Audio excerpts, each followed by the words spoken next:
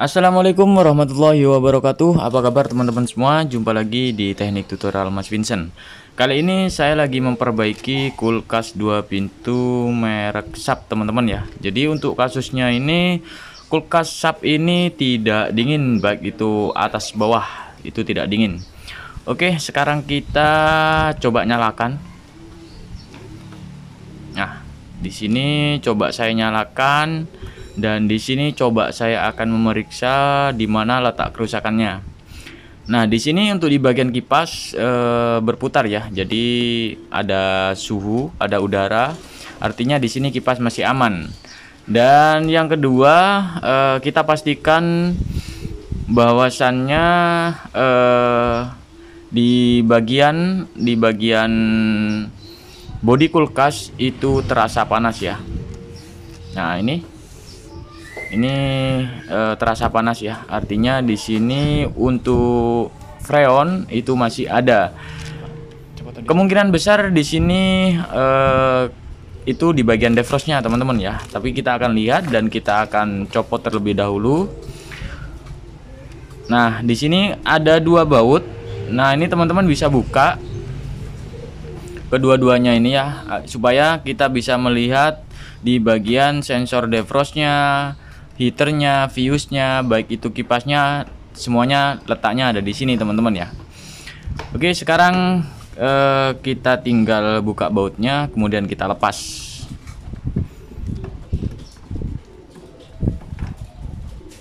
Oke, selesai, kita tarik aja ke belakang. Nah, seperti ini teman-teman ya. Jadi untuk kasus kulkas 2 pintu ini sudah didiamkan ya selama 1 hari. Dan ini hasilnya bunga es sudah mencair semuanya ya teman-teman ya. Dan untuk di bagian sensor defrost di sini sudah pernah diganti teman-teman ya. Tapi di sini saya lihat itu ada embun ya, ada air. Nanti kita ganti ya karena ini sudah ada indikasi. Memang untuk indikasi defrost seperti ini biasanya masih fungsi ya, namun kadang tidak maksimal teman-teman. Jadi maka saya sarankan untuk mengganti sensor defrost ketika ada air. Jadi sekarang kita akan cek untuk yang lainnya teman-teman ya. Oke, kita cari kabel yang menuju ke heater. Oke, untuk kabel heater itu warnanya telur asin teman-teman ya. Telur asin nih. Auto kan Mantap. Itu apa wis.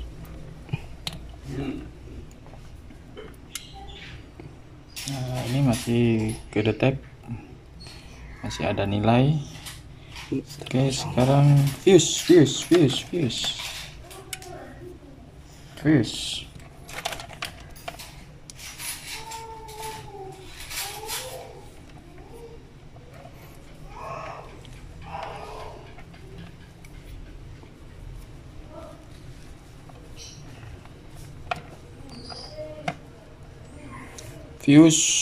hitam putih.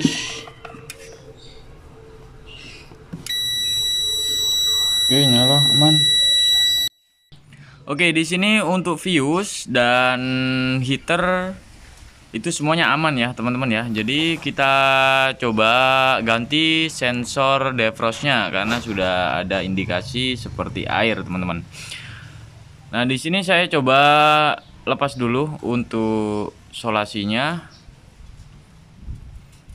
Nah, di sini saya sarankan ya untuk solasi itu menggunakan solasi bakar ya supaya air tidak masuk atau tidak meresap ke bagian kabelnya nih teman-teman ya.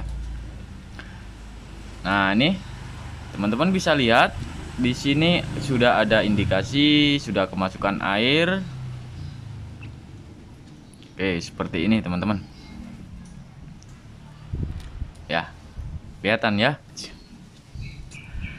Oke, di sini sudah kita selesai potong, dan kita akan lihat ya,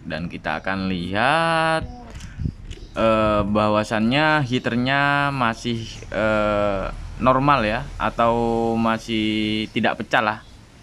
Nah, kita akan lihat, kita langsung menuju ke bagian bawah kulkas, karena di bagian bawah kulkas itu terdapat timer dan pengaturan suhu ya. Nah, ini kita geser dulu untuk barang-barangnya supaya kita bisa melepas dari timer ini, teman-teman.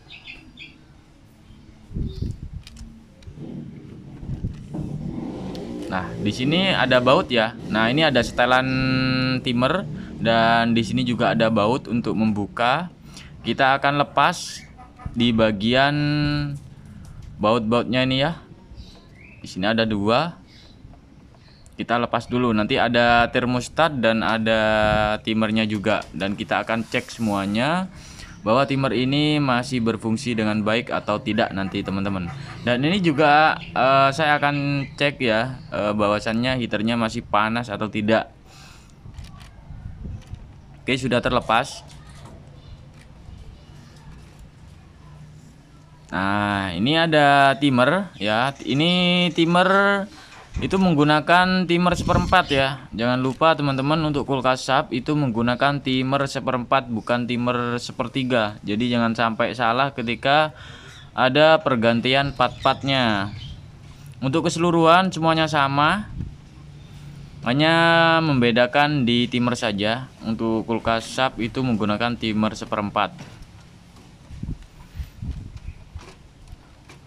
Oke, di sini timernya masih mulus, teman-teman ya. Nah, sekarang kita coba sambung ya. Kita sambung aja seperti ini. Oke, kita sambung. Kita akan lihat apakah timernya masih berjalan atau masih berfungsi atau tidak, teman-teman ya. Jadi kita menghubungkan defrost itu, kemudian kita nyalakan dan kita lihat apakah di sini rotornya itu berjalan atau tidak, teman-teman. Nah, di sini kelihatan, teman-teman ya. Ini berjalan ya, teman-teman ya. Untuk rotornya, berarti untuk rotor tersebut, untuk timer ini masih berfungsi dengan baik. Oke, sekarang kita akan coba kita putar ya, teman-teman ya. Di sini karena ada setelan, kita putar ke defrost atau ke heater. Nah, di sini kita putar ke balikan arah jarum jam ya, sampai bunyi cetik 1 kali, jangan sampai 2 kali, itu 1 kali. Nah, ini waktu pendefrostan sudah dimulai karena perpindahan antara timer ini ke defrost, teman-teman. Nah, teman-teman bisa lihat ya di sini. Nah, itu ya. Dan kita tunggu nih, kita tunggu sampai 15 menit lah, teman-teman ya. Sampai 15 menit. Nanti ketika sudah 15 menit, kita nanti lihat ya apakah ada hawa panas atau tidak. Nah, di sini ada hawa panas, berarti untuk heaternya itu masih berfungsi dengan baik, teman-teman. Oke, jadi seperti itu, teman-teman ya. Dan untuk heaternya itu posisinya juga nyala. Dan sekarang kita coba putar kembali untuk menghidupkan mesin kompresornya setelah 15 menit, teman-teman. Nah, ini sudah jalan, teman-teman ya. Artinya waktu pendefrosan itu sudah selesai ya. Nah, di sini untuk kipas ini berputar, teman-teman ya. Dan kita tetap saja di sini untuk defrostnya masih nyambung, karena kalau nggak nyambung timernya nggak jalan, teman-teman. Ini untuk khusus timer 1/4, jadi bukan yang 1/3, teman-teman ya. Oke, sekarang coba kita pasang itu ya, teman-teman ya. Jadi kita pasang sensor defrostnya. Kemudian nanti kita akan lihat sensor dari pemasangan sensor defrostnya. Usahakan menggunakan solasi bakar Jika masih terasa ragu, ditambahkan solasi-solasi nasional yang seperti biasanya teman-teman ya. Dan kemudian nanti kita akan lihat apakah kulkas ini untuk bunga esnya merata atau tidak teman-teman ya. Nah, di sini sudah saya pasang untuk sensor defrostnya. Nah, ini ya. Ini saya tambahkan supaya tidak kemasukan air di sela-sela dari kabelnya ini teman-teman ya. Kita pasang serapi mungkin ya. Oke, kemudian kita coba nyalakan dan kita akan lihat nanti teman-teman ya, apakah bunga es itu merata di bagian evaporatornya ini. Ketika di bagian evaporator ini sudah mulai merata, itu artinya kulkas ini dan untuk freonnya juga itu masih normal teman-teman ya. Oke, sekarang kita coba nyalakan dan kita lihat dan kita tunggu sejenak, nanti bunga es itu akan merata teman-teman. Nah, ini prosesnya sudah selesai teman-teman ya.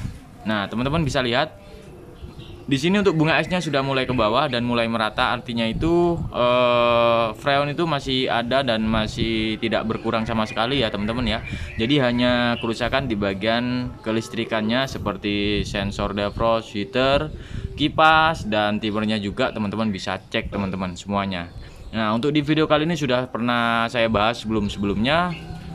Jadi jika ada pertanyaan teman-teman bisa tulis di kolom komentar teman-teman ya. Nanti saya bantu jawab. Oke, di sini setelah selesai pemasangan kita tutup kembali covernya. Di sini ada pengaturan suhu teman-teman.